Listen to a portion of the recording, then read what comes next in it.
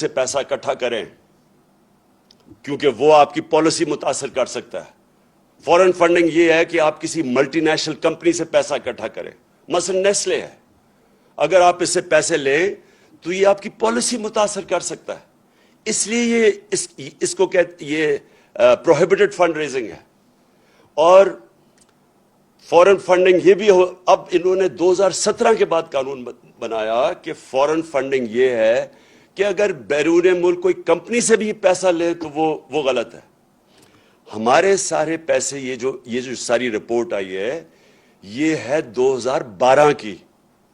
تو سب سے پہلے تو 2012 کی جو رپورٹ آئی ہے, میں یہ چاہتا ہوں کہ اس وقت آپ ذرا ویڈیو دیکھیں جن کو انہوں نے کہا ہے کہ یہ فورن فنڈنگ ہے.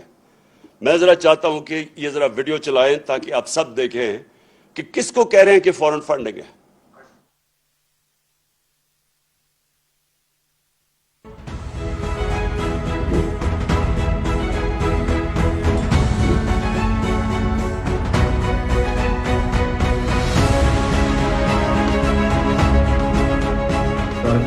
میرا نام مراد انصاری ہے اور میرا نام الیکشن کمیشن آف پاکستان کی لسٹ میں آیا ہے ایز اے نان سٹیزن جس نے P T I election campaign کو فنڈز بھیجی ہیں. تو میں جس کلیئرفائی کرنا چاہ رہا تھا کہ میں نیشنل ہوں اور میرے پاس ڈول نیشنلٹی ہے, پاکستان کی اور کینیڈا کی.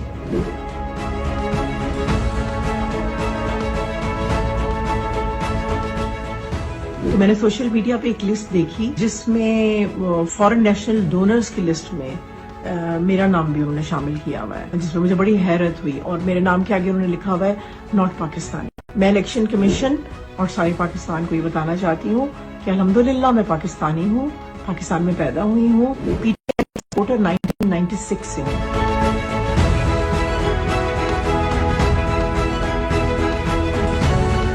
میاں اختر جاوید میرا نام ہے. 2013 میں پی ٹی آئی کا یہاں پی پی 89 پیر محل سے ٹکٹ ہولڈر تھا.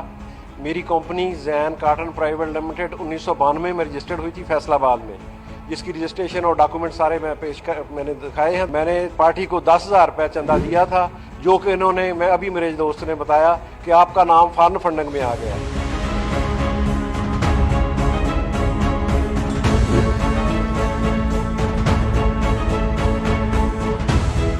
میں حیران ہوں ای پی کے اس فیصلے کے اوپر کہ انہوں نے یہ بھی دیکھنا گوارا نہیں کیا کہ یہ ایک پاکستانی کمپنی ہے اور اس کا ہر چیز پاکستان میں موجود ہے اور کوئی اس کا فارن ایسا کوئی نہیں ہے اکاؤنٹ یا کمپنی. اور ایون نہ تو میں کوئی نیشنلٹی ہولڈر ہوں, ہم پیورلی پاکستان سے ہیں اور ہم نے یہاں سے حبیب بینک آف پاکستان سے پیمنٹ ٹرانسفر کی تھی اور حبیب بینک اکاؤنٹ میں بھیجی تھی. بند کرو نا. جی تو یہ تو انہوں نے کہا, یہ آپ نے خود ان کی زبان سے سن لیا, اور یہ زیادہ تر اس طرح کے لوگوں کو کہا گیا کہ جناب یہ فورن فنڈنگ کر رہے ہیں. دوسری انہوں نے ایک اور بات کی, اور انہوں نے کہا کہ ایک ووٹن کرکٹ کلب سے پیسے آئے ہیں, اور ووٹن کرکٹ کلب کا جو مالک تھا وہ ہے عارف نقوی. اور یہ اب ذرا یہ غور سے سنیں, کہتے یہ ہیں کہ وہ 2012 میں جو عارف نقوی تھا اس سے جسے پیسے لیے ہیں اس نے فراڈ, پیسے ہم 2012 میں لیتے ہیں اور اس کے اوپر فراڈ کے چارجز ابھی ثابت نہیں ہوا. اس کے اوپر جو چارج لگتا ہے فراڈ کا وہ ہوتا ہے 2018 میں, 6 سال کے بعد.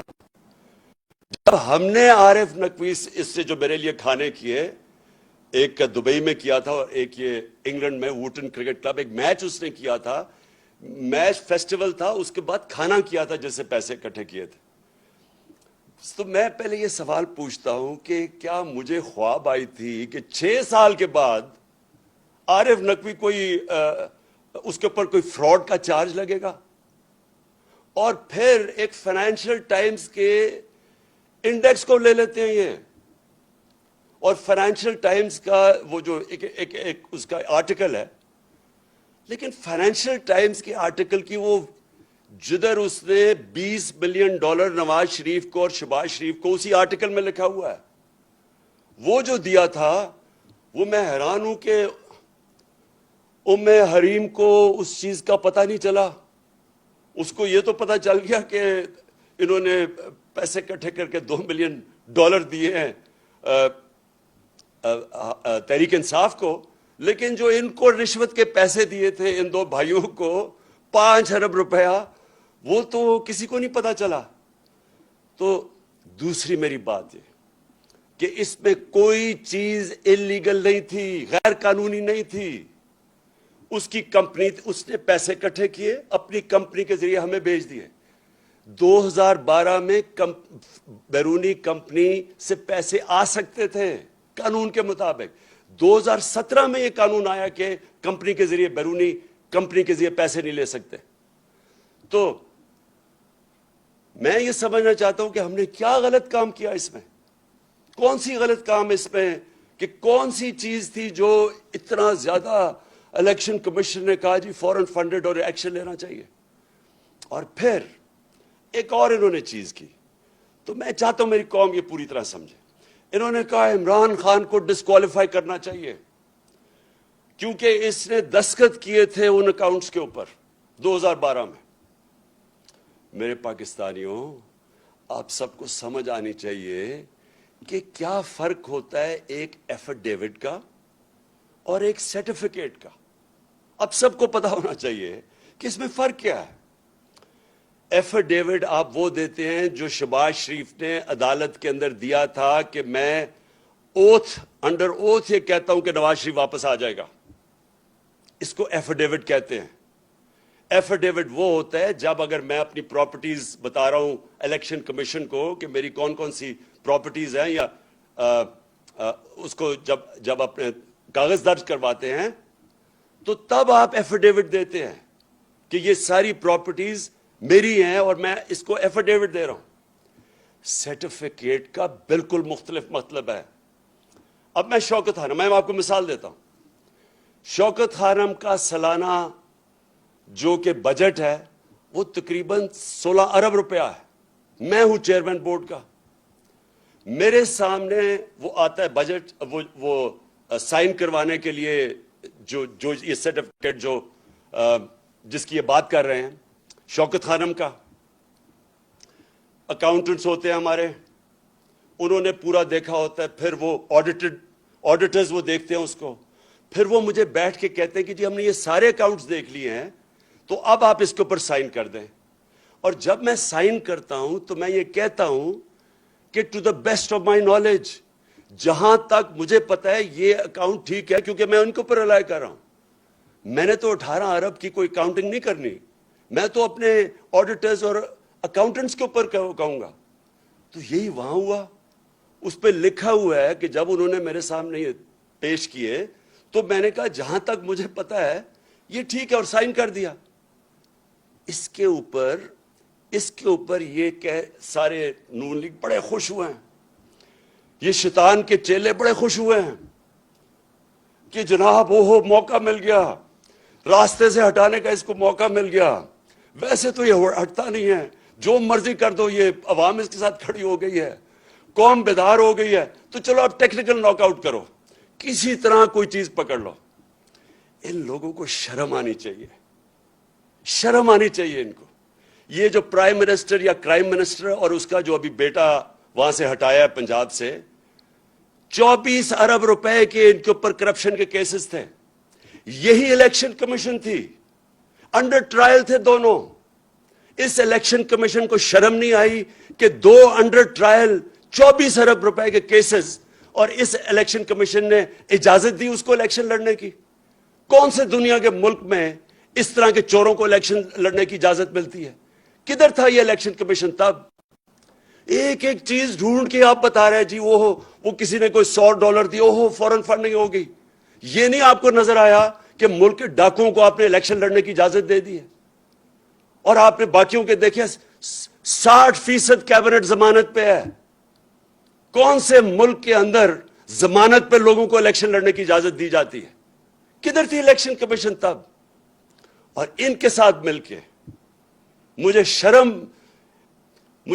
افسوس ہوتا ہے کہ یہ ہمارا 22 کروڑ کا پاکستان ہے, عظیم خواب پاکستان, اس کے یہ لوگ بیٹھے ہوئے فیصلے کرنے والے, اور ان کے پیچھے بھی وہ لوگ جو ہیں ذاتی انا کے لیے اور اپنے مفادات کے لیے وہ یہ ملک کو تباہی کی طرف دھکیل رہے ہیں. یہ جو آپ کا یہ جو سارا ڈرامہ ہوا, یہ صرف اور صرف بیرونی آقا, گوری چمڑی والے جو باہر سے ان کو حکم کرتے ہیں, ان کے کہنے پہ کہ جی کسی طرح اس کو راستے میں کنٹرول کرنا ہے پاکستان, کہیں آزاد نہ ہو جائے ملک, ان کو بالکل جکڑ کے رکھو, جو ہم کہیں وہ جس طرح خواجہ آصف کہتا ہے لائف سپورٹ مشین پہ رکھو تاکہ کنٹرول رہیں, تاکہ غلام رہیں. یہ جو سارا ڈرامہ ہے یہ ہمیں غلام رکھنے کے لیے ہے. جس طرح کے اس طرح کا جو انہوں نے یہ بیٹھ کے نون لیگ سے اور پتہ نہیں کس نے اور ان کی مدد کی ہے اس طرح کا ڈاکیومنٹ دینے کے لیے. میرے پاکستانیوں یہ غور سے سن لیں, یہ آپ کو جو بھی کریں گے ڈرانے کی, دمکانے کی اور یہ میڈیا کے ساتھ مل کے پروپیگنڈا کرنے کی, آپ کو سمجھنا چاہیے کہ اس وقت جنگ ہے حقیقی آزادی کی. ہم نے آزاد ہونا یا نہیں ہونا, یا اسی طرح چلتے رہنا ہے.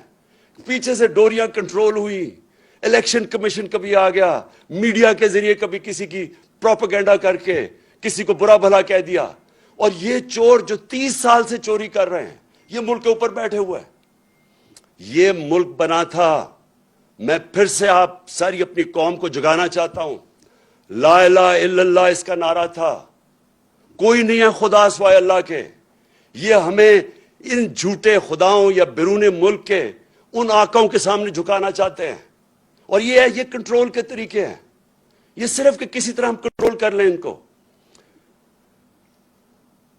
یہ قوم, میں آج آپ کو کہوں کہ جو 4 مہینے میں نے اپنی قوم کو دیکھا ہے, مجھے سب سے زیادہ خوشی یہ ہے کہ یہ قوم میں بیداری آ گئی. یہ کسی صورت جو مرضی حربے استعمال کر لیں, یہ جو بیداری اور شعور کا جن نکلا ہے بوتل سے, یہ واپس نہیں جائے گا. اب یہ نبی صلی اللہ علیہ وسلم کی کہ عاشق ہے یہ قوم. یہ لا الہ الا اللہ اس نعرے پہ بننے والی قوم ہے. یہ کسی صورت ان چوروں کو اور ڈاکوؤں کو اور ان کے پیچھے جو کنٹرول کر رہے ہیں اس ملک کو, یہ اب ان کے کنٹرول سے باہر نکل گئے ہیں. لیکن میں آپ سب کو کہہ دوں کہ یہ آسانی سے جنگ نہیں جیتی جائے گی. یہ نہ سمجھ, یہ شروعات ہیں ابھی. یہ جو لوگ ہیں جن کو میں شیطان کے چیلے کہتا ہوں, یہ آرام سے اتنی دیر سے اس ملک کا خون چوس رہے ہیں, یہ جانے نہیں لگے. آپ سب کو میرے ساتھ مل کے جدوجہد کرنی پڑے گی, اور انشاءاللہ میرا یہ اللہ پہ یقین ہے. پھر سے میں کہتا ہوں, جو میں نے 4 مہینے سے یہ دیکھا ہے قوم کے اندر بیداری, جس طرح قوم نکلتی ہے باہر, انشاءاللہ ہم اس سفر پہ نکل گئے ہیں جدھر ہم حقیقی طور پہ